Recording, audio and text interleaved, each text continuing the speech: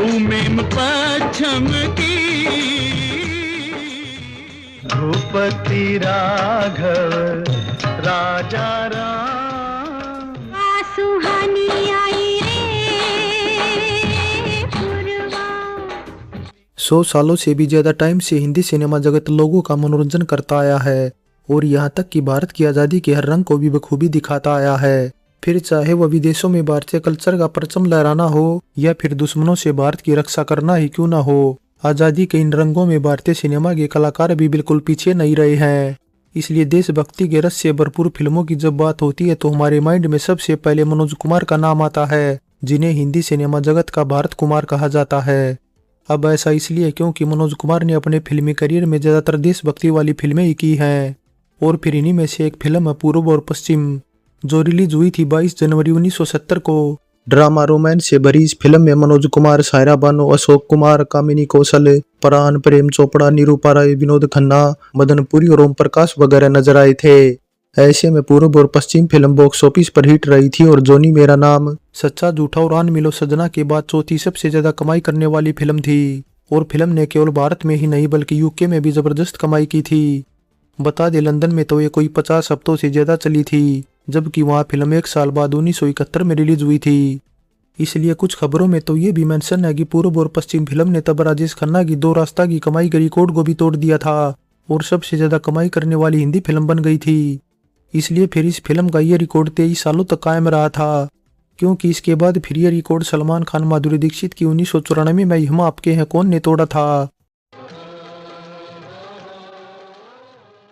Hindi film जगत में मनोज कुमार को एक ऐसे मल्टी फंक्शनल कलाकार के रूप में जाना जाता है जो फिल्म निर्माण के टैलेंट के साथ राइटिंग, बेजोड़ अदाकारी और देशभक्ति पर आधारित फिल्मों में खास भूमिकाओं के जरिए आज तक दर्शकों के दिलों में बसे हुए हैं।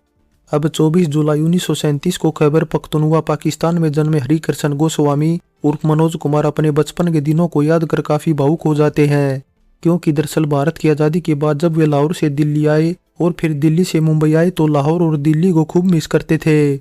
बस फिर सेम इसी पर मनोज कुमार की पत्नी शशि गोस्वामी ने एक दिन जब उन्हें अपने परिवार का एक किस्सा सुनाया तो मनोज कुमार को फिर वहीं से आइडिया मिला पूर्व और पश्चिम फिल्म को बनाने का। इसलिए इस फिल्म की स्क्रिप्ट बेशक मनोज कुमार ने लिखी थी, लेकिन स्टोरी का क्रेडिट मनोज कुमार ने अपनी पत्नी शशि गोस्वामी को ही दिया था। मनोज कुमार की एज राइटर डायरेक्टर पहली फिल्म 1967 में आई उपकार थी, जिसमें नॉन ग्लैमरस किरदार होने से उन्होंने बतौर मेन हीरोइन आशा पारेख को साइन किया था। लेकिन पूर्व और पश्चिम की स्क्रिप्ट के अकॉर्डिंग मनोज को कोई ग्लैमरस हीरोइन चाहिए थी, जो कि पश्चिमी कल्चर से रंगी प्रीति शर्मा के किरदार को बखूबी निभा सके। इसलिए काफी सोच विचार के बाद मनोज को सायरा बानो से बेहतर कोई नहीं लगी, सो इसलिए वे सायरा को साइन करने उनके घर पहुंच गए। लेकिन तब वहां दिलीप कुमार को लगा कि मनोज उन्हें साइन करने आए हैं, जिसके बाद फिर मनोज ने शर्माते हुए कहा कि वे सायरा बानो को साइन करने आए हैं, लेकिन आगे एक दिन वे उन्हें भी साइन करने जरूर आएंगे। चुप क्यों हो गए?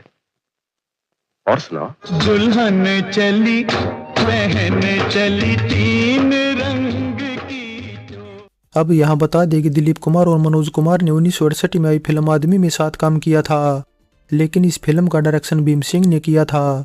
हाँ, ये अलग बात है कि उनके बीमार होने के बाद फिर बची हुई शूटिंग दिलीप कुमार और मनोज कुमार ने मिलकर पूरी की थी। वैसे इससे पहले उपकार फिल्म पहले ही सफल हो चुकी थी, इसलिए मनोज कुमार के डायरेक्शन का सभी लोहा मानने लगे थे।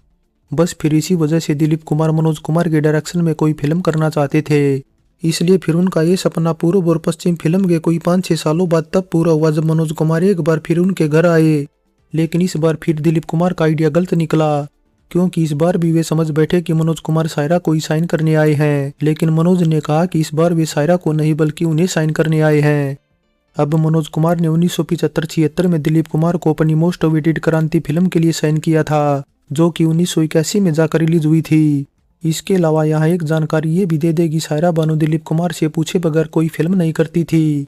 सो इसलिए जब मनोज कुमार ने सायरा को पूर्व और पश्चिम फिल्म ऑफर की तो कहा कि अगर दिलीप कुमार उन्हें ये फिल्म करने की इजाजत नहीं देंगे तो वे किसी दूसरी हीरोइन को लेने की बजाय फिल्म ही बंद कर देंगे।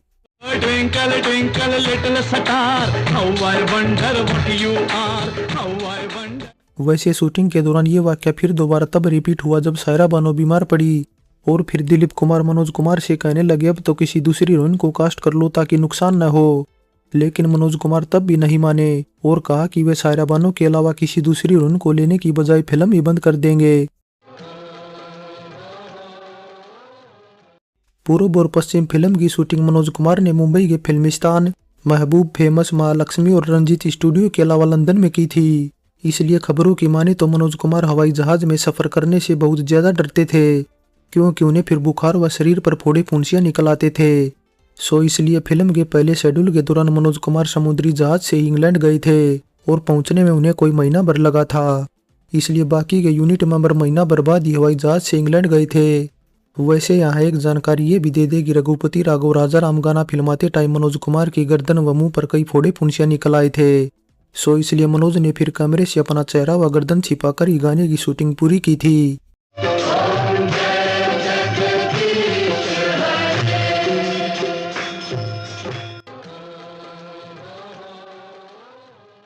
पूर्व और पश्चिम फिल्म बनाने के दौरान मनोज कुमार ने खुद के लिए एक नया असिस्टेंट रखा था जिसका नाम था चंद्रा बारोट। जी हाँ, वही चंद्रा बारोट जिन्होंने अमिताभ बच्चन को लेकर 1978 में डॉन फिल्म बनाई थी। वैसे एक बात यह भी है कि पूर्व और पश्चिम फिल्म बनाने के दौरान मनोज कुमार को चंद्रा बारोट का काम इतना ज्यादा पसंद आया कि उन्होंने फिर आगे चलकर फिल्म रोटी कपड़ा और मकान का डायरेक्शन करने की जिम्मेदारी चंद्रा बारोट को सौंप दी थी। लेकिन फिर जब डिस्ट्रीब्यूटर्स को पता चला कि मनोज कुमार इस फिल्म का डायरेक्शन खुद करने की बजाय अपने किसी असिस्टेंट से करा रहे हैं, तो उन्होंने फिर मनोज कुमार पर प्रेशर डाला और कहा कि फिल्म केवल उन्हीं के नाम पर अच्छी कीमत में खरीदी जा रही है, इसलिए अगर वे फिल्म का डायरेक्शन नहीं करेंगे तो फिल्म के बिजनेस पर बुरा असर पड़ेगा। अब क्योंकि दरअसल पूर्व और पश्चिम फिल्म में मनोज कुमार के साथ स्पोर्टिंग एक्टर के तौर पर विनोद खन्ना भी थे, जिन्होंने कुछ टाइम पहले 1968 में मन का मीत फिल्म से बतौर मेन खलनायक एंट्री मारी थी। लेकिन इसके बाद फिर हैंडसम विनोद खन्ना को केवल स्पोर्टिंग टाइप रोल ही करने को मिल रहे थे। सो फिर इसी कड़ी में पूर्व और पश्चिम फिल्म का नंबर भी लग गया। लेकिन अब ये फिल्म करने से विनोद खन्ना को जबरदस्त फायदा मिला और खबरों की माने तो इस फिल्म की रिलीज के बाद उन्होंने एक के बाद एक कोई 7-8 फिल्में साइन की थी। अब पूर्व और पश्चिम फिल्म को क्रिटिक्स की तरफ से पॉजिटिव रिव्यू मिले थे, जिस पर फिर कई सालों बाद फिल्म क्रिटिक्स दिया गहलोत लिखती हैं कि फिल्म की कहानी को अगर भारत की आज़ादी से जोड़कर देखें तो मनोज कुमार अपनी फिल्म से ये कहना चाहते हैं कि सिर्फ ब्रिटिश रूल से आज़ाद होना ही काफ़ी नहीं है जब तक कि हम भारतीय होने पर गर्व नहीं करेंगे।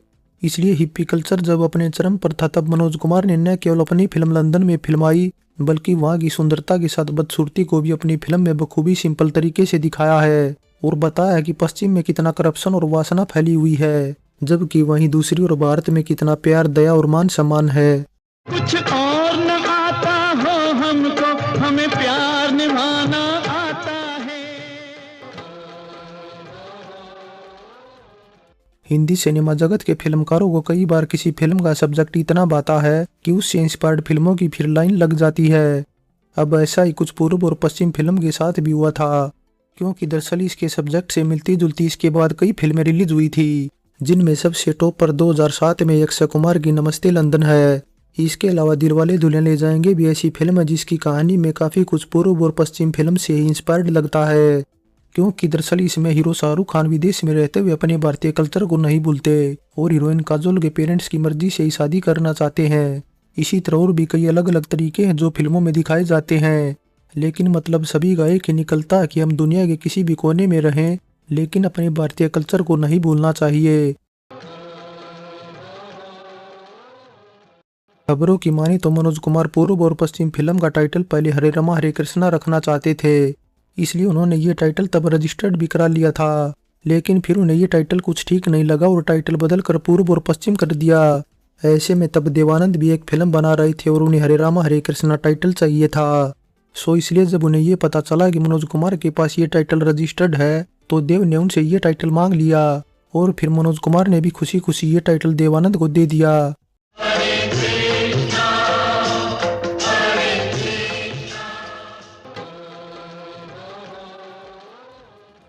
पूर्व और पश्चिम फिल्म में संगीत दिया कल्याण जी आनंद जी ने, वहीं गाने लिखने का काम किया हिंदीवर प्रेम धवन और संतोष आनंद ने, जिनके लिखे 7 गाने रखे गए हैं ऑडियो एल्बम में। भारत का रहने वाला हूँ, भारत की बात सुनाता हूँ। अब इस फिल्म का गीत संगीत न केवल उस टाइम पॉपुलर हुआ था बल्कि आज भी हमारे दिल में बसता है।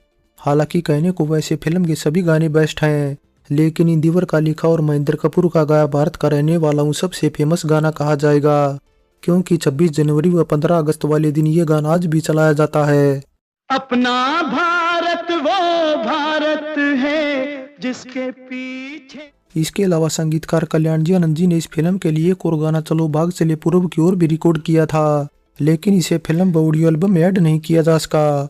हालांकि इसके बाद फिर जब मनोज कुमार ने 1987 में कलयुग रामायण टाइटल से एक फिल्म बनाई तो कल्याण जी आनंद जी ने उसमें इसे रखा और फिर ये गाना भी दर्शकों को काफी पसंद आया था।